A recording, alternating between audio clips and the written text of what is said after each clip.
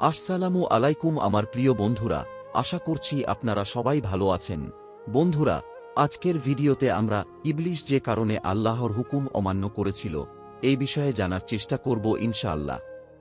আল্লাহ তাআলার দরবার থেকে বিতাড়িত ইবলিশ শপথ করেছিল সে নিজের মতো আদম সন্তানকেও বিপদগামী করবে।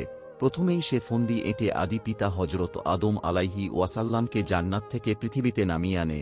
পৃথিবীতে সব ধরনের অন্যায় অনাচারের মূলে থাকে ইবলিসের কুমন্ত্রণা। কোরআন হাদিসের বর্ণনা থেকে বিষয়টি স্পষ্ট যে অভিশপ্ত ইবলিসের কুমন্ত্রণাতেই মানুষ বিপদগামী হয়।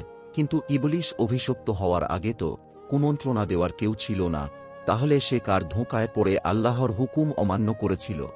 পবিত্র কোরআনে বর্ণিত হয়েছে, বলুন, আমি আশ্রয় গ্রহণ করছি মানুষের পালনকর্তার, মানুষের অধিপতির, মানুষের মাবুদের তার অনিষ্ট থেকে, যে কুমন্ত্রণা দেয় ও আত্মজ্ঞাপন করে, যে কুমন্ত্রণা দেয় মানুষের অন্তরে, জিনের মধ্য থেকে অথবা মানুষের মধ্য থেকে। সূরা নাস আয়াত 1-4। এই সূরার আলোকে আলেমরা বলে থাকেন, শয়তান শুধু মানুষকে ধোঁকা বা কুমন্ত্রণা দেয় না, শয়তানের মতো নফসও মানুষকে কুমন্ত্রণা দিয়ে থাকে। আর এই কারণেই রাসূলুল্লাহ সাল্লাল্লাহু আলাইহি ওয়াসাল্লাম আপন নফসের অনিষ্ট থেকেও আশ্রয় প্রার্থনা শিক্ষা দিয়েছেন। হাদিসে বর্ণিত হয়েছে, রাসূল সাল্লাল্লাহু আলাইহি ওয়াসাল্লাম বলেন, হে আল্লাহ, আমি আপনার আশ্রয় চাই আমার নফসের অনিষ্ট থেকে, শয়তানের অনিষ্ট থেকেও এবং তার জাল থেকেও। আবু দাউদ 5067, তিরমিজি 3392, মুসনাদে আহমদ 1/9। আর নফসের একটা বৈশিষ্ট্য হচ্ছে সে সব সময় খারাপ কাজের প্রতি উৎসাহিত করবে, কিন্তু ভালো কাজের দিকে আহ্বান করবে না।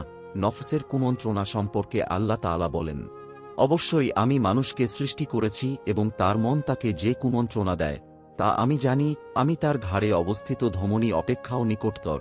সূরা কাফ 16। কুমন্ত্রণা অন্তরে উদীয়মান সেই কল্পনাগুলোকে বলা হয় যার জ্ঞান ওই মানুষটি ছাড়া আর কারো থাকে না, কিন্তু আল্লাহ সেই কল্পনাগুলোও জানেন।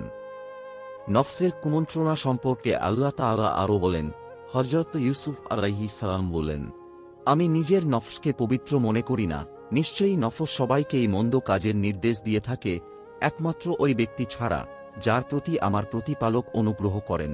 নিশ্চয় আমার প্রতিপালক ক্ষমাশীল, দয়ালু। সূরা ইউসুফ 53। ইবলিস ছিল জিন জাতির অন্তর্ভুক্ত। জিন জাতি হল আগুনের তৈরি।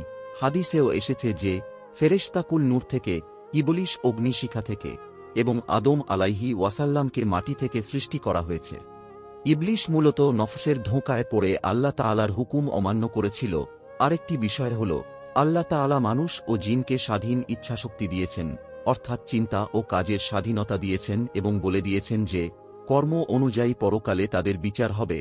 হে মানুষ ও জিন, অচিরেই তোমাদের হিসাব নিকাশের প্রতি মনোনিবেশ করব। সূরা রহমান 78। অতএব শয়তান যখন দেখল আল্লাহ তাআলা তার ওপর মাটির তৈরি মানুষকে প্রাধান্য দিচ্ছেন, তখন সে নফসের ধোঁকায় পড়ে নিজের স্বাধীনতা প্রয়োগ করতে গিয়ে অহংকার করে বসেছে এবং সে মাটির তৈরি মানুষকে সেজদা করতে অস্বীকার জানিয়েছিল। এই বিষয়ে পবিত্র কোরআনে বর্ণিত হয়েছে, মহান আল্লাহ পাক বললেন, কিসে তোমাকে বাধা দিয়েছে যে সিজদা করছ না যখন আমি তোমাকে নির্দেশ দিয়েছি? সে বলল, আমি তার চেয়ে উত্তম, আপনি আমাকে আগুন থেকে সৃষ্টি করেছেন আর তাকে সৃষ্টি করেছেন কাদামাটি থেকে। সূরা আরাফ আয়াত 12। হে মহান পরম করুণাময় আল্লাহ রাব্বুল আলামিন, আপনি আমাদের সকলকে নামাজ পড়ার তৌফিক দান করুন। হে মহান আল্লাহ তাআলা, আমাদের সকলকে সঠিক বুঝ দান করুন, আপনার দেখানো পথে চলার তৌফিক দান করুন। হে মহান আল্লাহ পাক, আপনি সকল মুসলিম উম্মাহকে সকল গুণ অর্জন করার তৌফিক দান করুন, আমিন। তো বন্ধুরা, আমাদের আজকের এই ভিডিওটি এখানেই শেষ করছি। ভিডিওটি যদি আপনাদের কাছে ভালো লেগে থাকে তাহলে একটি লাইক করবেন এবং কমেন্ট করে আপনার মূল্যবান মতামত জানাবেন। আর এমন ধরনের ইসলামিক নতুন নতুন ভিডিও পেতে আমাদের চ্যানেলটি সাবস্ক্রাইব করে পাশে থাকা বেল বাটনটি প্রেস করে রাখুন। তো সবাই ভালো থাকবেন, সুস্থ থাকবেন। আল্লাহ হাফেজ।